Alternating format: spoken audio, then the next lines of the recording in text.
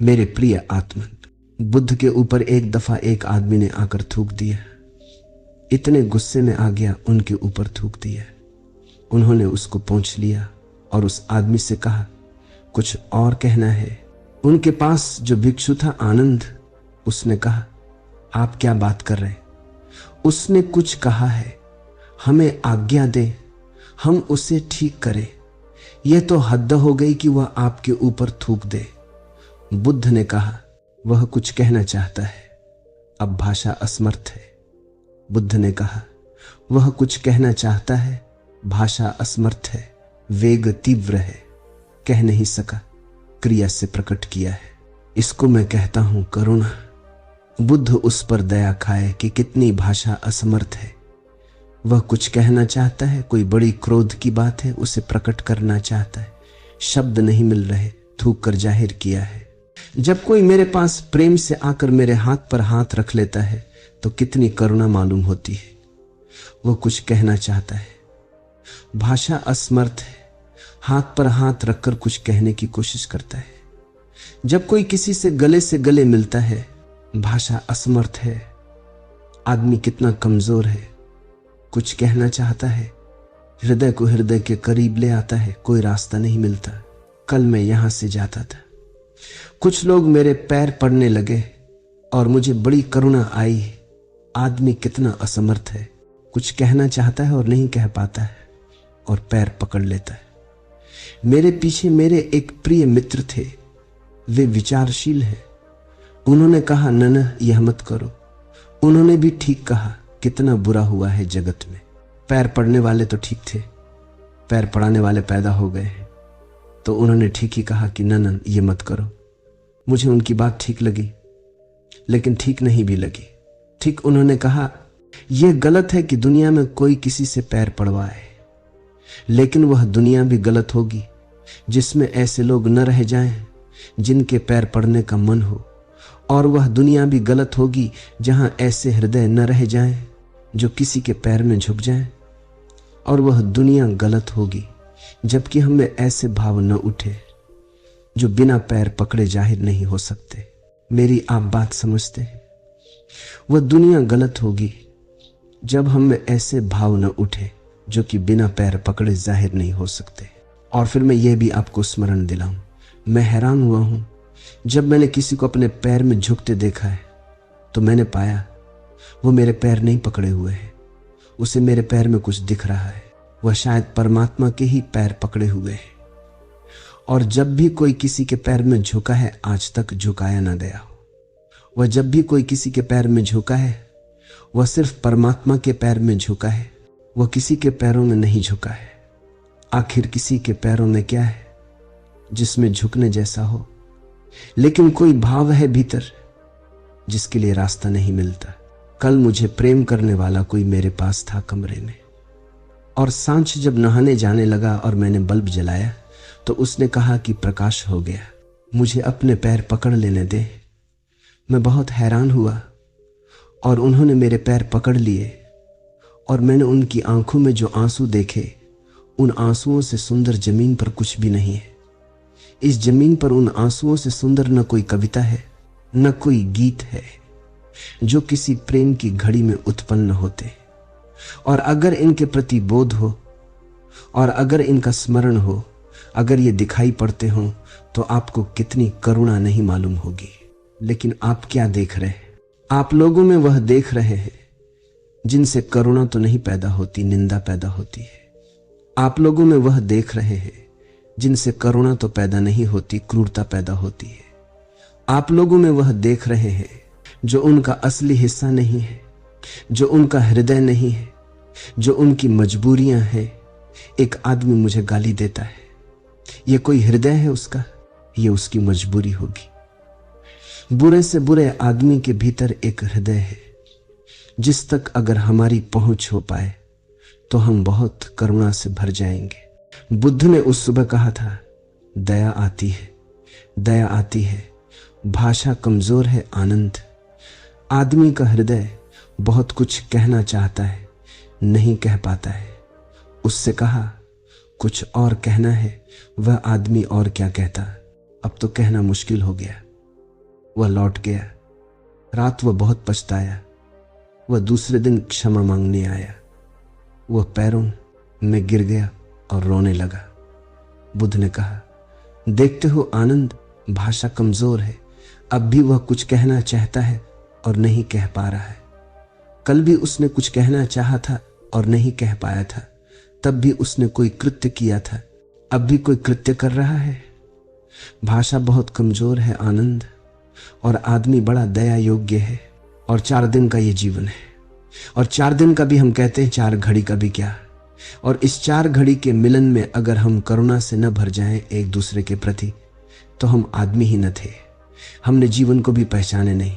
तो अपने चारों तरफ करुणा को फेंके, अपने चारों तरफ परिचित हों। कितने दुखी हैं लोग, उनके दुख में और दुख को मत बढ़ाएं। आपकी करुणा उनके दुख को कम करेगी। एक करुणा से भरा हुआ शब्द उनके दुख को कम करेगा।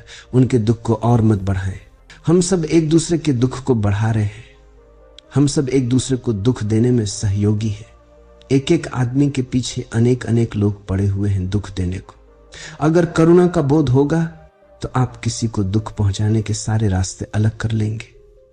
और अगर किसी के जीवन में कोई सुख दे सकते हैं तो उसे देने का उपाय करेंगे।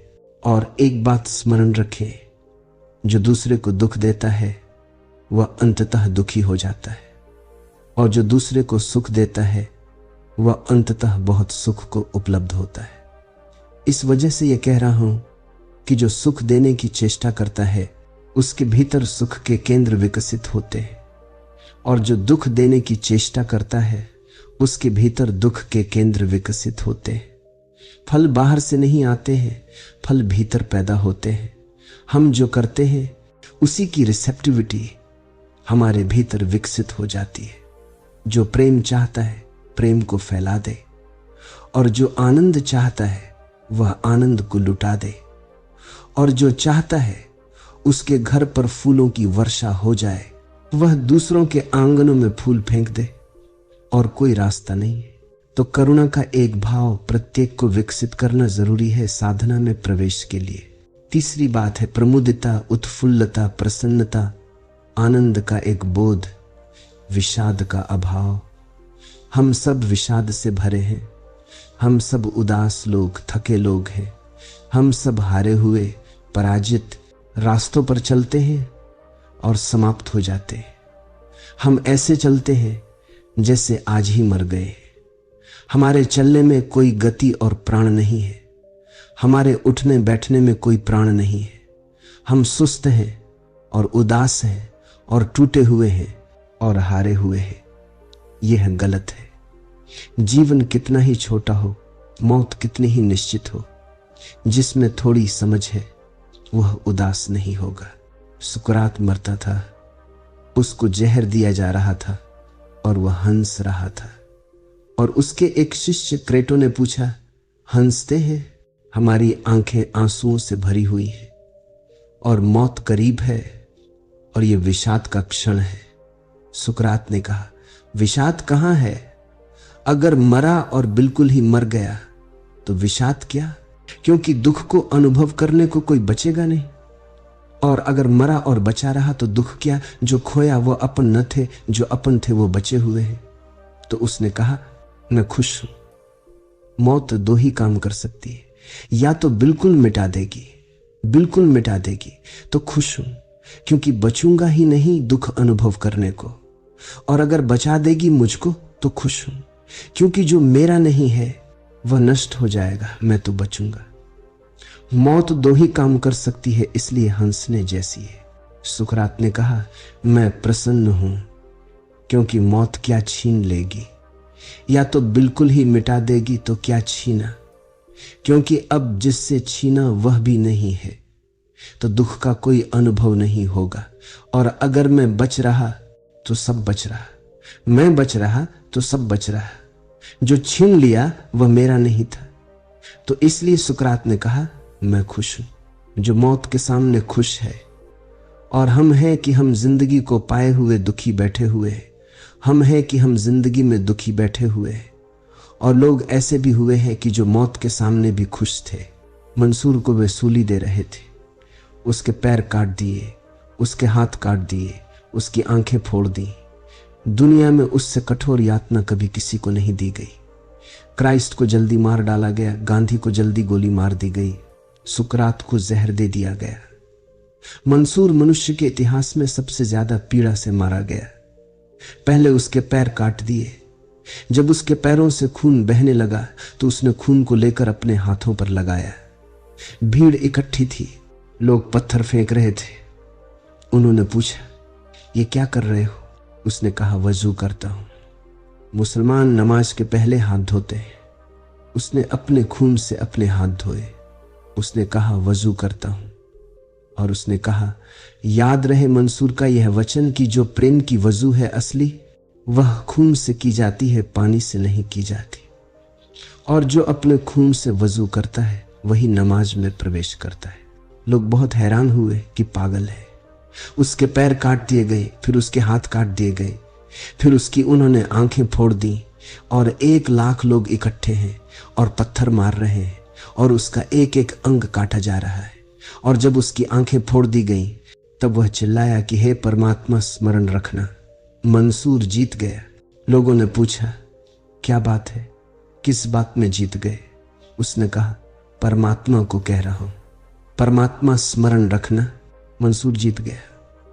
मैं डरता था कि शायद इतनी शत्रुता में प्रेम कायम नहीं रह सकेगा, तो स्मरण रखना परमात्मा की मंसूर जीत गया। प्रेम मेरा कायम है। इन्होंने जो मेरे साथ किया है मेरे साथ नहीं कर पाए। इन्होंने जो मेरे साथ किया है मेरे साथ नहीं कर पाए। प्रेम कायम है। और उसने कहा, यही मेरी प्रार्थना है और यही मेरी इबादत है। मंसूर उस वक्त भी हंस रहा था, उस वक्त भी मस्त था।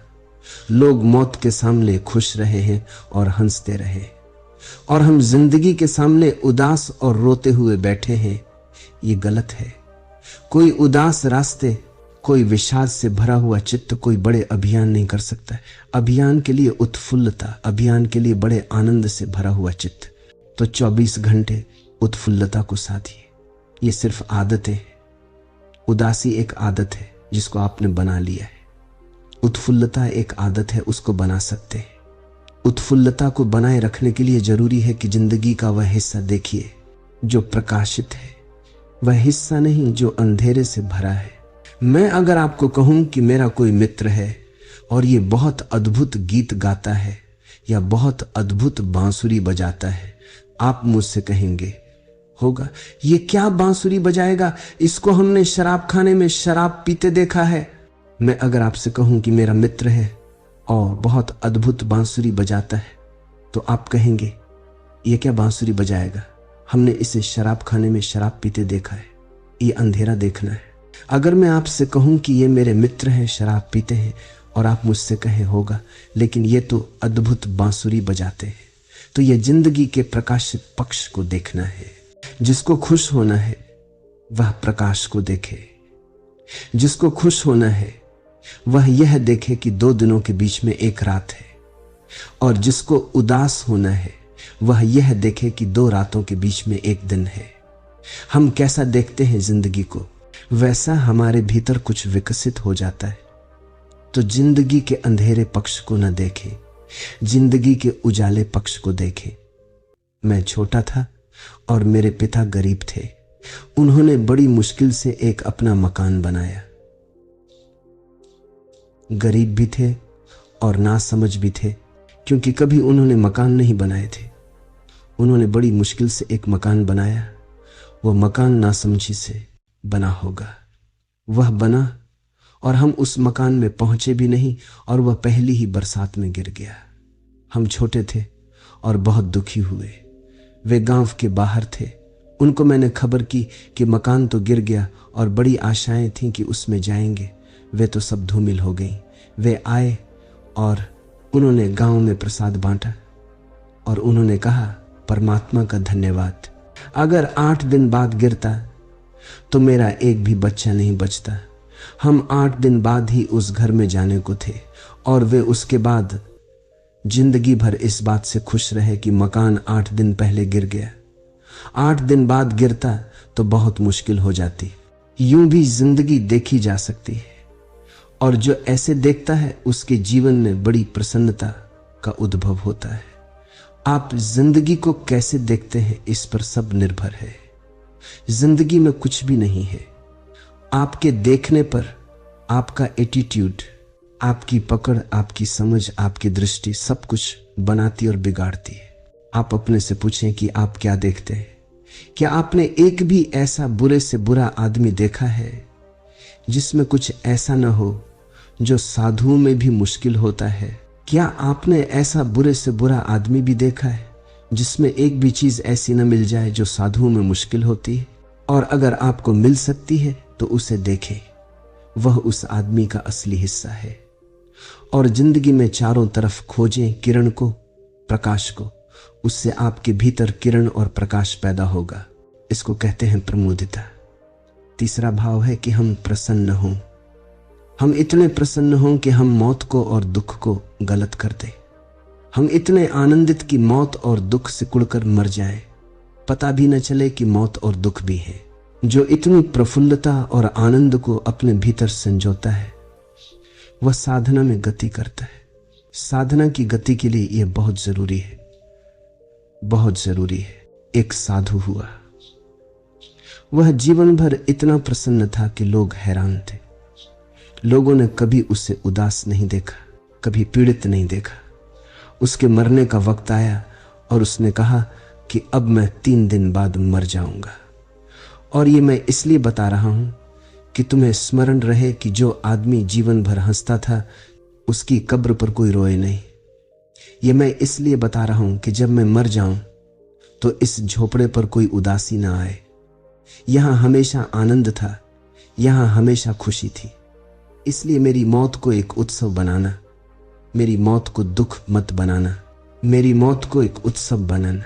लोग तो दुखी हुए, बहुत दुखी हुए। वह तो अद्भुत आदमी था, और जितना अद्भुत आदमी हो उतना उसके मरने का दुख घना था। और उसको प्रेम करने वाले बहुत थे, वे सब 3 दिन से इकट्ठे होने शुरू हो गए। वह मरते वक्त तक लोगों को हंसा रहा था और अद्भुत बातें कह रहा था और उनसे प्रेम की बातें कर रहा था। सुबह मरने के पहले उसने एक गीत गाया और गीत गाने के बाद उसने कहा, स्मरण रहे मेरे कपड़े मत उतारना, मेरी चिता पर मेरे पूरे शरीर को चढ़ा देना कपड़ों सहित, मुझे नहलाना मत। उसने कहा था, आदेश था। वह मर गया, उसे कपड़े सहित चिता पर चढ़ा दिया। वह जब कपड़े सहित चिता पर रखा गया, लोग उदास खड़े थे लेकिन देखकर हैरान हुए। उसके कपड़ों में उसने फुलझड़ी और फटाखे छिपा रखे थे। वे चिता पर चढ़े और फुलझड़ी और फटाखे छूटने शुरू हो गए और चिता उत्सव बन गई और लोग हंसने लगे। और उन्होंने कहा, जिसने जिंदगी में हंसाया वह मौत में भी हमको हंसा कर गया है। जिंदगी को हंसना बनाना है, जिंदगी को एक खुशी और मौत को भी एक खुशी। और जो आदमी ऐसा करने में सफल हो जाता है उसे बड़ी धन्यता मिलती है और बड़ी कृतार्थता उपलब्ध होती है। और उस भूमिका में जब कोई साधना में प्रवेश करता है तो गति वैसी होती है जिसकी हम कल्पना भी नहीं कर सकते। तीर की तरह विकास होता है। बोझिल मन से जो जाता है उसने तीर में पत्थर बांध दिए, तीर कहां जाएगा? जितनी तीव्र गति चाहिए हो उतना हल्का और भारहीन मन चाहिए। जितने तीर को दूर पहुंचाना हो उतना तीर में वजन कम चाहिए। और जिसे जितने ऊंचे पहाड़ चढ़ने हो उतना बोझ उसे नीचे छोड़ देना पड़ता है। और सबसे बड़ा बोझ दुख का और विषाद का है, उदासी का है। इससे बड़ा कोई बोझ नहीं है। क्या आप लोगों को देखते? वे दबे चले जा रहे हैं जैसे भारी बोझ उनके सिर पर रखा हुआ है। इस बोझ को नीचे फेंक दें और उत्फुल्लता की एक हुंकार करें और सिंहनाद करें और ये बता दें पूरे जीवन को कि जीवन कैसा ही हो उसमें भी खुशी और जिंदगी गीत बनाई जा सकती है। जिंदगी एक संगीत हो सकती है। इस तीसरी प्रमुदिता को स्मरण रखें। और चौथा मैंने कहा कृतज्ञता। कृतज्ञता बहुत डिवाइन, बहुत दिव्य बात है। हमारी सदी में अगर कुछ खो गया है तो कृतज्ञता खो गई है, ग्रेटिट्यूड खो गया है। आपको पता है, आप जो श्वास ले रहे हैं वो आप नहीं ले रहे हैं। क्योंकि श्वास जिस क्षण नहीं आएगी आप उसे नहीं ले सकेंगे। आपको पता है आप पैदा हुए हैं, आप पैदा नहीं हुए हैं, आपका कोई सचेतन हाथ नहीं है। आपको पता है ये जो छोटी सी देह आपको मिली है ये बड़ी अद्भुत है, ये सबसे बड़ा मिरेकल है इस जमीन पर।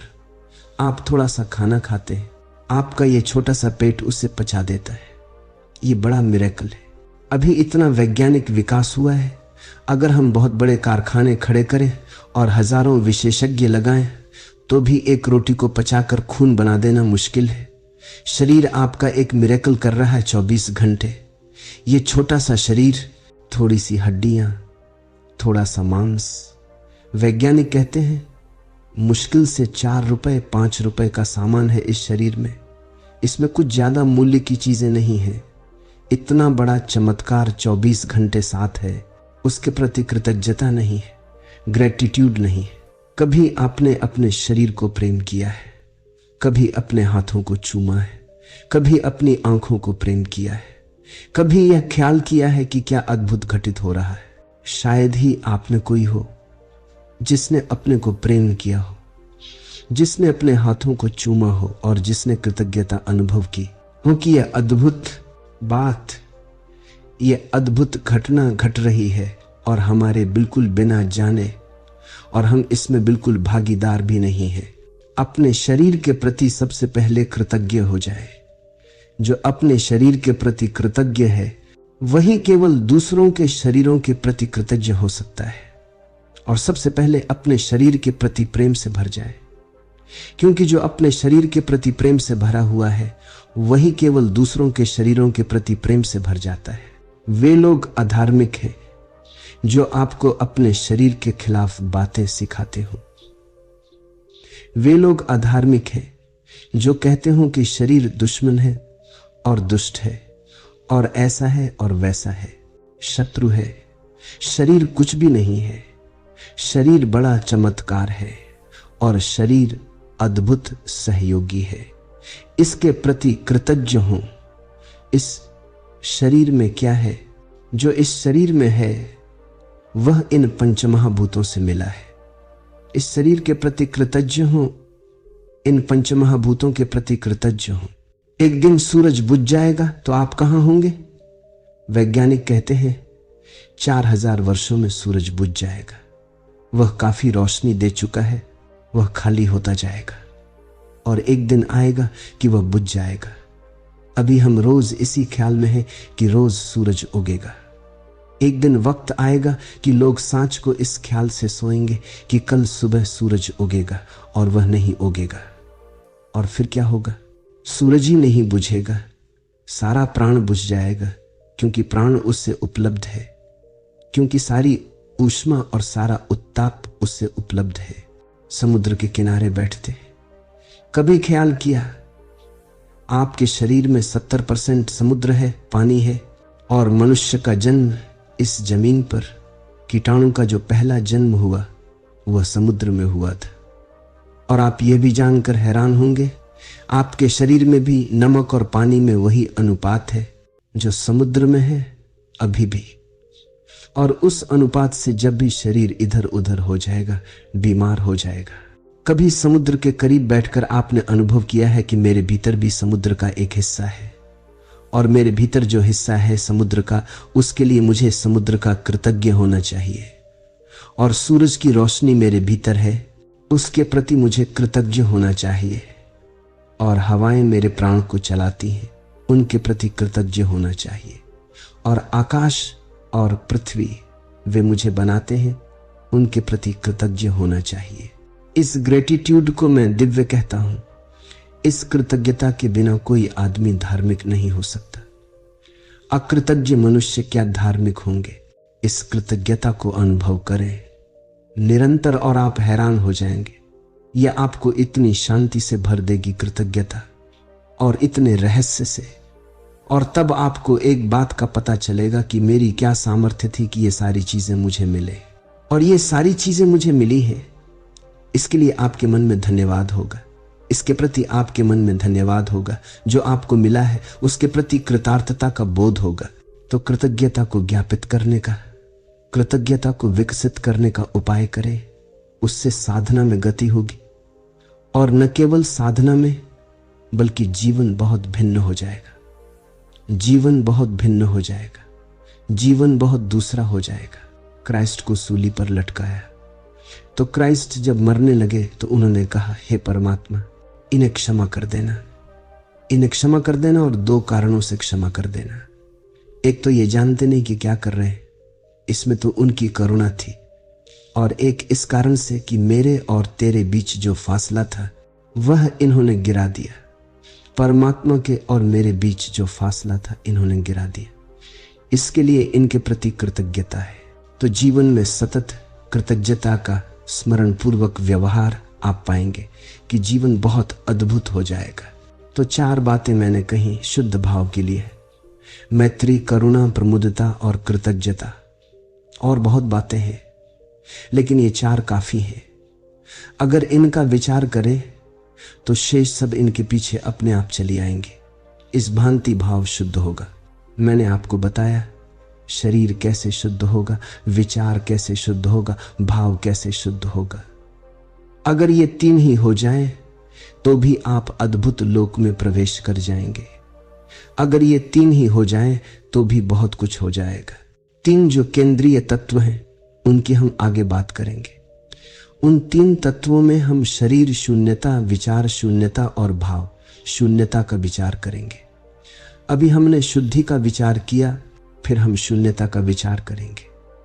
और जब शुद्धि और शून्यता का मिलन होता है तो समाधि उत्पन्न हो जाती है, और समाधि परमात्मा का द्वार है, उसकी हम बात करेंगे। आज इतना ही। मेरी बातों को इतने प्रेम और शांति से सुना, उससे बहुत बहुत अनुग्रहित हूँ, और अंत में सबके भीतर बैठे परमात्मा को प्रणाम करता हूँ। मेरा प्रणाम